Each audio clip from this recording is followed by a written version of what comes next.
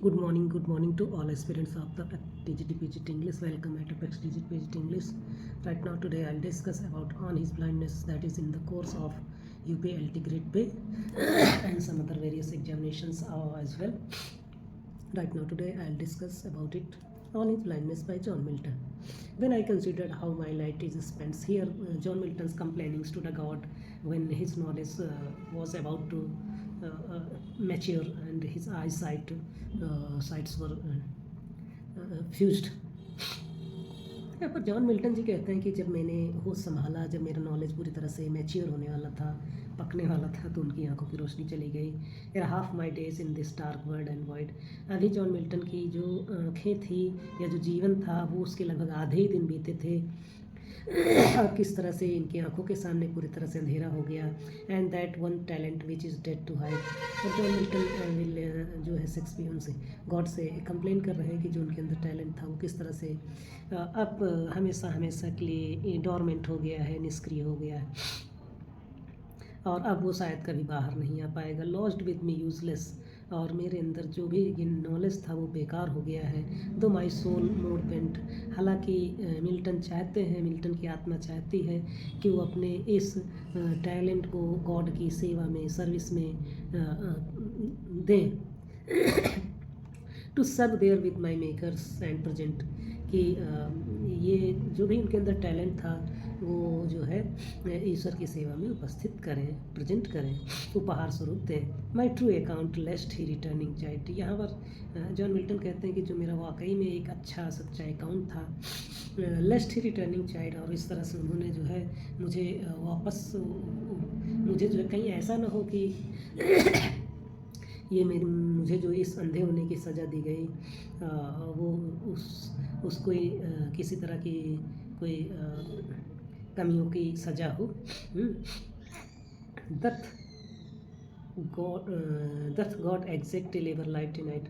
और क्या वाकई में मुझसे ईश्वर चाहते हैं कि मैं एक ही अपने अंदर जो टैलेंट था मैं उसको एक ही दिन में उड़ेल दूं, या एक उनकी सेवा में मैं एक ही दिन में पूरा श्रम कर दूं। इनके बावजूद भी जॉन मिल्टन कहते हैं कि इस तरह से मेरा एक सच्चा अकाउंट जो था, मैं अपने आप से, मेरी आत्मा जो है गॉड की सेवा में अपना टैलेंट दिखाना चाहता था। लेकिन क्या ईश्वर नहीं चाहते हैं कि मेरे अंदर जो टैलेंट है वो पूरी तरह से ईश्वर के लिए समर्पित हो? और फिर भी इसके बावजूद भी मेरे अंदर का टैलेंट जो है, मेरी आंखों की रोशनी जो है छीनी जा चुकी है। I fondly asked but patient to prevent. Milton complainings to the God that he was about to ask the questions to God, but उसके अंदर जो पेशेंस था उसने मिल्टन को रोक दिया। कि क्या रोक दिया? That murmur soon replied God but not me. और तभी मिल्टन की जो दिली ख्याल थे उन्होंने धीरे धीरे गुनगुना करके जवाब दिया, नो नो नो, गॉड को हमारी ज़रूरत नहीं है। इधर man's work or his own gift. इंसान की किसी तरह की ग्रेट कामों की या किसी तरह के गिफ्ट की ज़रूरत नहीं है। Who best? गॉड खुद ऑलरेडी बेस्ट है। बियर इज़ माइल्ड योग। More over John Milton said कि बियर इज़ माइल्ड योग। थोड़ी बहुत सजाएं भी इंसान को सह लेनी चाहिए। मतलब माइल्ड मीन्स हल्की फुल्की, योग मीन्स कह लीजिए कि एक सज़ा भी कह लीजिए या इच्छा भी कह लीजिए। तो यहाँ पर हल्की फुल्की सजाएं भी इंसान को सह लेनी चाहिए जो गॉड देता है। दे सर्व हिम बेस्ट ही। और वही इंसान उसके लिए, यानी ईश्वर के लिए अच्छा सेवा कर सकता है। His state is kingly. जो गॉड का स्टेटस है वो राजाओं की तरह है। 1000 एट हिज बिडिंग स्पीड्स। उसके पास हजारों ऐसे फरिश्ते हैं जो सातों समंदर को एक झटके में, एक पल भरते ही पार कर सकते हैं। And post over land and ocean without rest. हो ही गया जो पल भर में, पलक झपकते ही, बिना रुके हुए, बिना थके हुए जो है पार कर सकते हैं। They also serve who only stand and wait. Here Milton said God उसी को पसंद करता है। दे आल्सो सर्व, वे इंसान जो गॉड की सेवा में लगे रहते हैं, who only stand and wait, और अपनी सेवा करते हैं, अपना कर्तव्य करते हैं और खड़े रहते हैं और अपने नंबर का इंतज़ार करते हैं, उसे ही जो है गॉड पसंद करता है। गॉड को हमारे लेबर की आवश्यकता नहीं है। नेक्स्ट अब हम MCQ देख लेते हैं। थोड़े से 2-3-4 MCQ हैं। what is the main theme of the poem just out? Loss of the sight and spiritual acceptance, nature and beauty. तो करेक्ट ऑप्शन है C, loss of the sight and religious acceptance. Question number 2 है which poetic form on his blindness. ऑन his blindness किस poetic form है? Ballad, heroic couplet, Petrarchan sonnet, experience sonnet. तो common सी बात है कि जो है पेट्रार्कन सोनेट में लिखी गई है ऑन हिज ब्लाइंडनेस. अगला क्वेश्चन है what does the word light metaphorically represent in the poem. यहाँ जो लाइट वर्ड आया है वो किस चीज़ को रिप्रेजेंट करता है? मेटाफोरिकल, मेटाफर के रूप में किस चीज़ को रिप्रेजेंट करता है? तो रूपक के रूप में. तो हम इसकी बात करते हैं. Light word the sun, knowledge, physical I site and life, divine life. तो यहाँ पर 3 का जो बेटर होगा, नॉलेज ना हो करके physical I site and life. यानी तीसरे का सी ऑप्शन करेक्ट है. चौथा है which biblical allusion is found in the line that one talent which is dead to hide. कौन से बिब्लिकल एलिजन इस्तेमाल हुआ? Adam and Eve, parable of the talents, Matthew 25, the 10 commandments, prodigal son. तो चौथे का बेटर ऑप्शन है B, parable of the talent, Matthew 25. यही जो है क्वेश्चन बहुत इंपॉर्टेंट है, parable of the talent. Question number 5, what question does Milton ask in the middle of the sun sonnet. Middle of the sonnet में कौन सा question Milton पूछते हैं? Why do I see my light sight, what is the purpose of the life, the God exact deliver light tonight. तो पांचवें का correct option क्या होगा? C, doth God exact deliver light tonight. Now next question 6 number है who personifies and answers the Milton's inner question. कौन personify करता है Milton's के इनर क्वेश्चंस को? God, hope, reason and passion. तो मिल्टन की इनर जो फीलिंग्स होती है उसको पैशंस जो है पर्सनिफाइज करता है. क्वेश्चन नंबर है 7, what is the meaning of the final lines they also serve and serve who only stand and wait.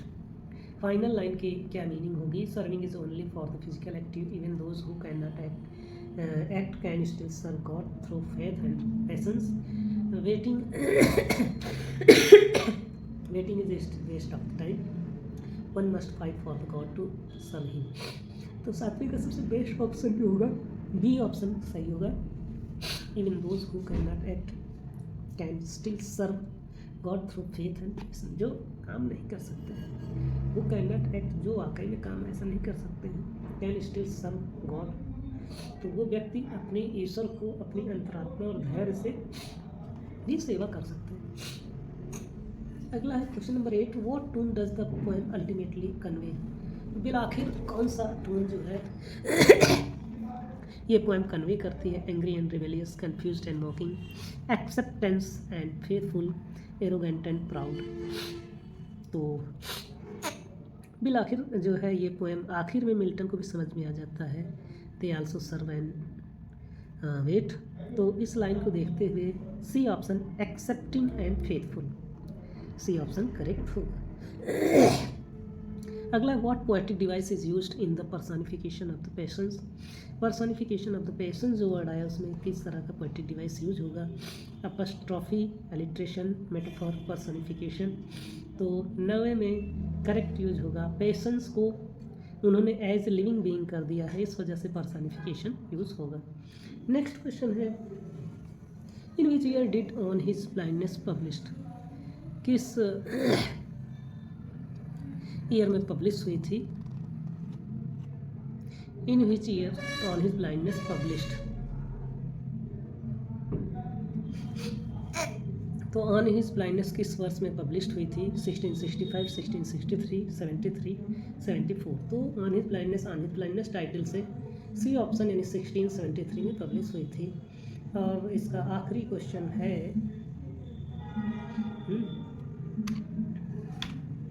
In which year did, अच्छा हो गया, किस साल पब्लिश हुई थी? 1673. और आखिरी क्वेश्चन है the poem reflect Milton's personal struggle with. Personal struggle को कौन सी किस तरह की चीज़ें रिप्रेजेंट करती हैं? War and exile, financial crisis, political conflict, his blindness and desire to serve the God. तो बी ऑप्शन है. तो इस तरह से इसका आंसर भी दिया गया आप लोगों को. आप लोग आगे जाके आप इसी वीडियो में देख सकते हैं। तो ये सारी चीज़ें आपको इस वीडियो में मिल रही हैं। उम्मीद करता हूँ अगला पार्ट ऑन हिज ब्लाइंडनेस में लेके आ रहा हूँ, आप लोग इसको ज़रूर देखें और समझें और शेयर करें। बिल्कुल, थैंक यू वेरी मच।